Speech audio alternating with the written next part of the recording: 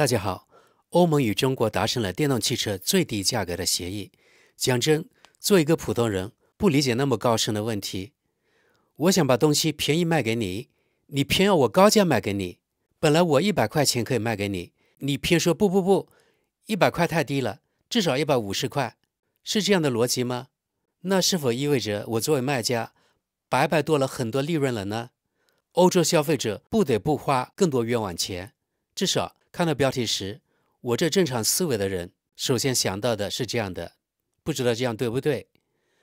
歐盟當初對中國電動車徵收懲罰性關稅，就是想變相提高中國電動車的售價，以便不要給歐洲廠商帶來過多競爭。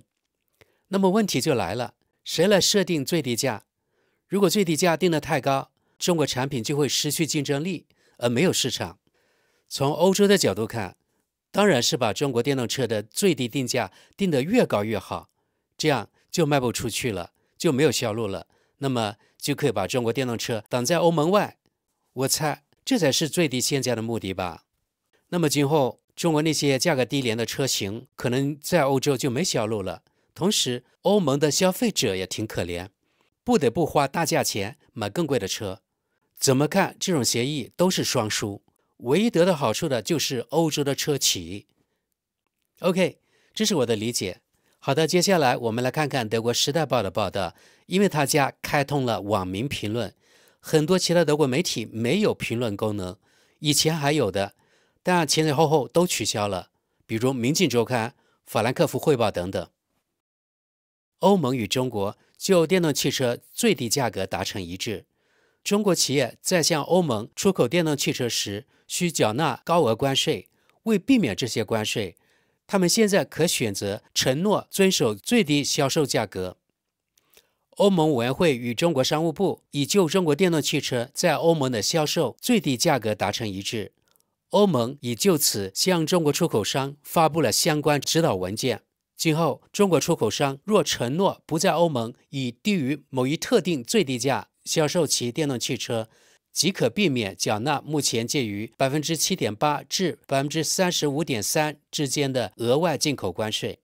據歐盟委員會稱，這些指導性文件為有意提交價格承諾邀約的中國電動汽車出口商提供了一般性指導，內容包括最低進口價格、銷售渠道、交叉補貼以及歐盟未來的投資等信息。每項價格承諾邀約均需符合相同的法律標準。歐盟委員會將依據非歧視性原則和世貿組織規則，客觀且公正地審查每一份價格承諾。中國商會稱達成軟着陸。中國商務部表示，該協議表明雙方有能力也有意願在世貿組織規則框架內解決分歧。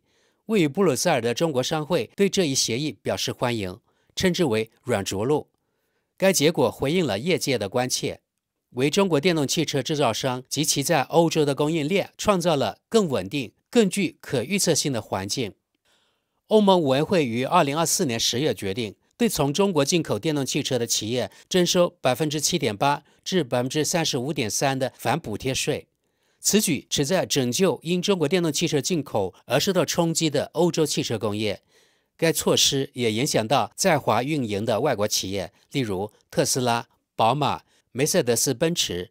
梅賽德斯奔馳在中國與吉利合作，針對吉利出口的反補貼稅率為 18.8%， 特斯拉適用 7.8% 的稅率，寶馬則為 20.7%。歐盟委員會在調查後得出結論，認為中國製造商受益於不公平補貼，這使其在歐洲市場獲得顯著優勢。據此，來自中國的電動汽車售價可比在歐盟本土生產的車型便宜約 20%。自反補貼稅實施以來，歐盟委員會與中國商務部之間的相關談判始終未中斷。好的，朋友們，報道就那麼多，沒有關於最低價的具體細節。接着咱們看看網民評論，看看有沒有質量比較好的評論。第一條評論，也就是說，大眾汽車公司現在在中國研發和生產汽車，德國消費者如今卻要因最低價格而支付額外費用，而大眾汽車公司則借此賺取利潤。這樣一來，大眾汽車公司在中國就能以更低的價格銷售汽車，因為其他中國競爭對手也可以利用從歐洲最低售價中獲得的利潤來補貼其在中國本土市場的銷售。市場競爭壓力迫使所有廠商不得不這樣做。過去徵收關稅時，歐洲國家還能獲得財政收入，而現在我們卻要多花錢買車，好讓中國人能以更便宜的價格購車。有這種政客都不需要敵人了。看跟帖，大眾在中國研發的汽車是面向當地市場的，這些車型擁有獨立的設計、特定的配置，尤其是與德國這裡的同類車型相比，價格也完全不同。歐洲車企必須在本土賣出更高的價格，才能實現與在中國相當的營收。如果一家歐洲汽車製造商在中國生產電動車並出口到歐洲，至今仍需在此繳納關稅。此次達成的協議，目的僅僅是為了防止出現一個汽車版拼多多，指超低價傾銷模式。無論是歐洲還是中國，雙方都不會因此大發橫財。繼續往下，實屬明智之舉。不過，這一舉措從中長期來看，並無法真正挽救歐洲汽車工業免於衰落，最多只能延緩其衰落速度。前提是該行業若繼續缺乏快速反應能力和創新力的話。再往下，原本由歐盟收取的關稅，現在卻變成了中國廠商更高的利潤，聽起來可不太高明啊。下一則，首先，中國車企必須在歐洲市場以最低價格立足，這項規定理應有利於歐洲製造商。繼續往下。看來真是沒人希望消費者能低價買到一輛電動車啊！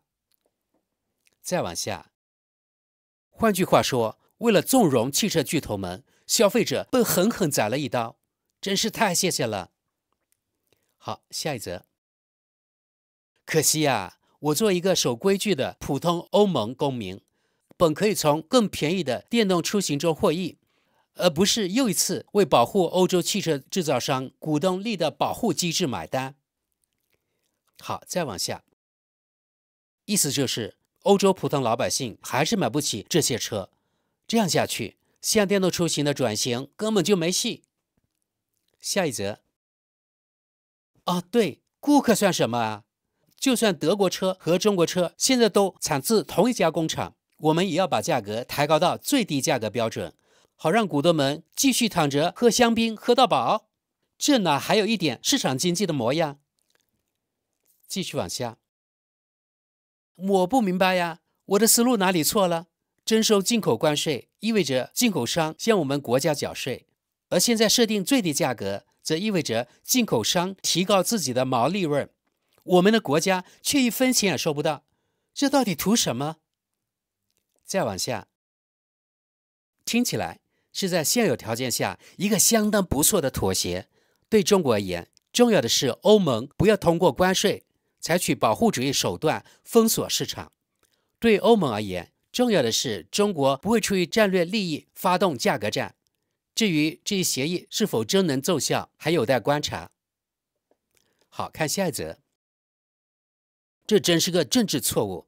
與其讓歐洲至少從關稅中獲益，現在倒好，超額利潤全都進了比亞迪等中國車企的口袋，我簡直難以置信。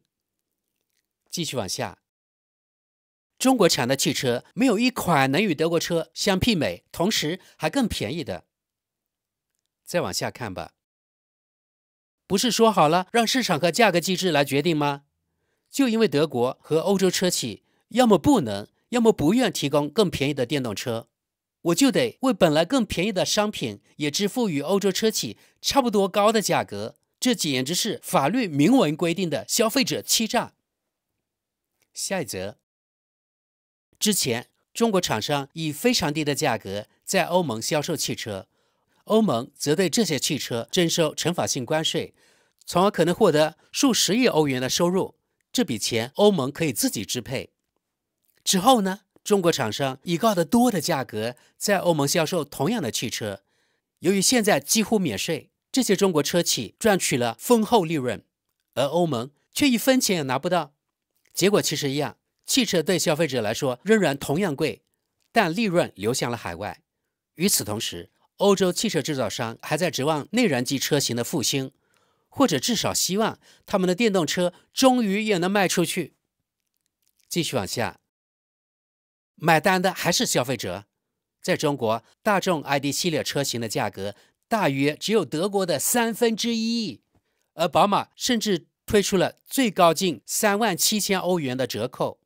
但沒辦法，總得保護好這些歐洲汽車家族，免得他們淪落到靠社會救濟過日子啊。再往下，我真納悶，這種愚蠢的協議到底是誰想出來的？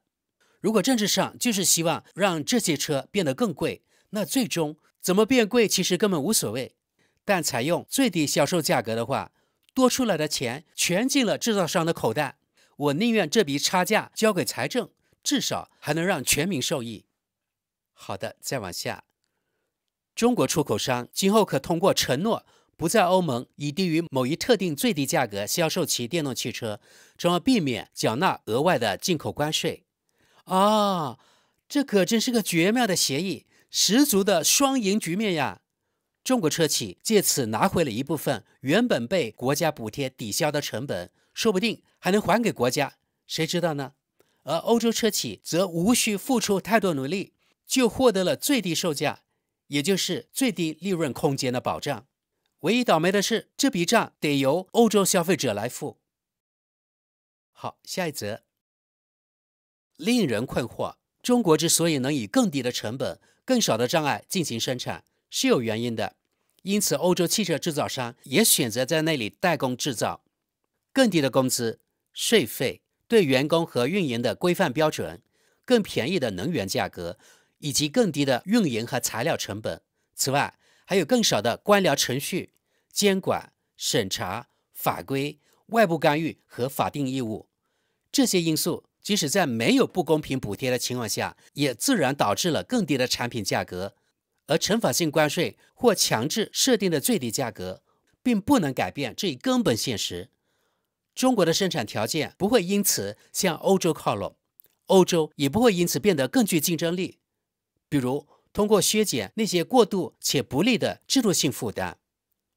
繼續往下，歐盟和中國未來還將達成更多協議，雙方都面臨經濟困境，而且目前在美國市場都遇到了問題，這僅僅是個開始。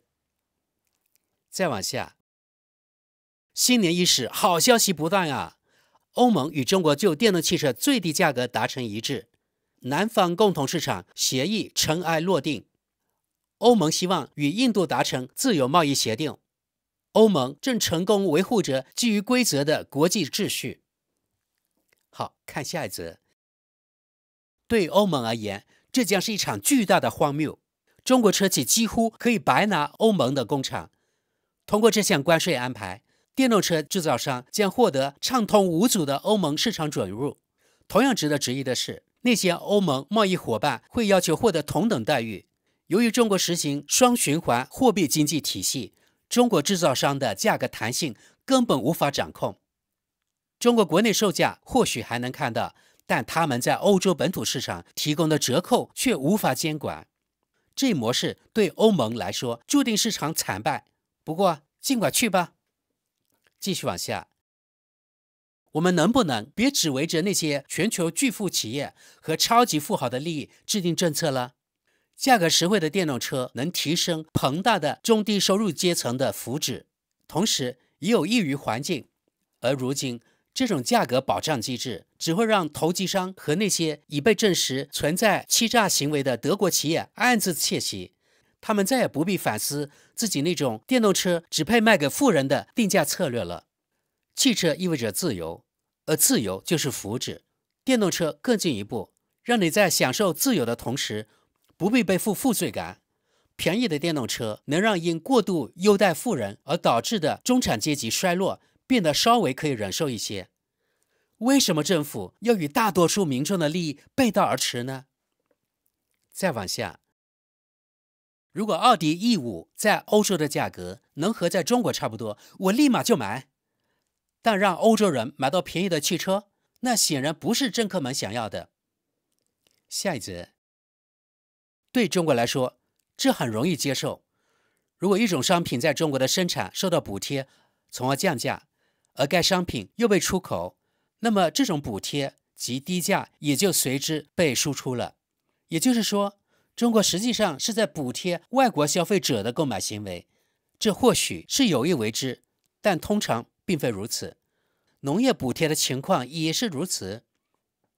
下一則，遊說集團在布魯塞爾又次得逞了，所以他們依然高高在上，趾高氣揚。與此同時，歐盟的整車制造商為了利潤最大化，越來越多地採用中國供應商。這一點我在我們那些知名德國品牌身上也有切身體會。繼續往下，歐盟這招可真聰明啊！之前高額關稅至少還能進歐盟的金庫，現在汽車漲價的好處卻全歸了制造商。再往下，這項規定說到底恐怕只是一場障眼法。我們先看看它究竟如何落實吧。誰來為每種車型級別設定基準價？是達契亞很快也在歐洲生產，大眾集團還是寶馬、奔馳、保時捷？難道真要給每一款車型單獨設定一個最低價格？比較時是拿高配的中國車和歐洲的基礎款比，還是反過來？關於這些細節，有沒有更具體的信息？還是說這根本就是個類似特朗普式的不切實際的空想？下一則，我們應該給保護德國汽車工業這一政策設定一個有效期，因為得益的只有他們，而且是他們的利潤。如果讓中國車企自由供貨，電動車價格能便宜35%到40%，能源轉型也能真正成功。而現在，大眾等公司卻可以高枕無憂，利潤穩穩到手。繼續往下，聽起來真棒呀！一場以犧牲咱們老百姓利益為代價的雙贏交易。再往下，中國原本打算用低價車衝擊市場，這顯然不是公平競爭，這一點我們必須坦誠承認。哪怕有些人早已翹首以盼他們那輛便宜的中國車，但歸根結底，這種做法最終會損害我們自身，因為我們的社會福利體系在很大程度上正是由汽車工業支撐的。下一則，中國工業背後有電池和稀土資源，加上國家補貼和規模效應，任何外國制造商長期來看都難以與之抗衡。西方世界如今只剩下關稅這一手段了，但這樣一來，市場本身也會萎縮。繼續往下，老實說，我真沒完全搞懂這筆交易，所有信息都含糊不清，雲裡霧裡。會不會又是中國在談判中實實在在地撈到了優勢，而我們只是不願承認？是不是中國稀土這張牌太強了？歐盟是不是出於對中方出口管制的擔憂，才放棄徵收關稅，只拿最低價格來撐個面子？中國之所以勝出，是因為他們只看結果，不在乎過程。他們的體制不需要民粹主義，而我們卻不得不應付它。再往下，徵收關稅，汽車因此貴了多少歐元，這筆錢流入歐盟財政。現在設定最低價格，汽車同樣貴了多少歐元，但錢現在全部進了制造商的口袋，真該讓相關政客去做一次行為責任能力評估。再往下，如果有人想掏空我們的錢包，那最低價格恐怕是最精明的手段了。通過最低價格，中國實際上等於在我們這裡收起了關稅，本該作為關稅流入我們國庫的錢，現在卻成了他們的超額利潤，裝進他們自己的腰包。這幫歐盟政客到底是什麼角色？居然代表我們的利益？下一則，有時我真懷疑，某些政府部門和議會裡，是否還有人清楚記得誰才是國家真正的主人？我們剛被俄羅斯人用廉價能源擺了一道，現在居然又允許中國人在我們的交通出行領域故技重施。繼續往下，我可真沒興趣再給德國汽車家族送豐厚利潤，也不想繼續為那麼多員工的高薪以及德國荒謬高昂的附加勞動力成本買單。德國車企早就出局了，在中國花5萬歐元就能買到的電動車，在德國卻要6位數，而且這還是在加徵關稅之後的價格。希望比亞迪等中國車企等他們在土耳其和東歐的生產基地投產後，還能再壓一壓價格。再往下，這對歐洲本土而言是一場災難，尤其是德國車企，現在恐怕會越來越多地轉向中國生產，成本遠低於歐洲，然後再把車輛出口回歐洲。換句話說，恰恰是汽車遊說集團得逞了。而對中國來說，這最終根本無所謂，只要工廠、供應商等都留在中國就行。我真不明白，德國政府怎麼能同意這種荒唐事？是的，中國可能會繼續拿稀土等資源相威脅，但這時候恰恰需要拿出魄力和膽識。格陵蘭島指關鍵礦產資源也會重蹈覆轍，歐盟就是無能為力。好，看最後一條評論。那好吧，比亞迪就等着徹底碾壓市場了。他們只差一張完善的售後服務網絡。歐洲根本沒意識到中國到底以多大的規模、多低的成本生產。接下來的發展恐怕會和幾乎所有帶電池的產品一樣，那就是中國全面主導。好的，朋友們，以這個人的評論結束本期節目。其實我也認為，今後歐洲乃至全世界汽車市場可能差不多是中國品牌的天下，就像今天的手機、空調、電視、冰箱等等一樣。好的，我們就到這裡了，感謝各位，我們下期見。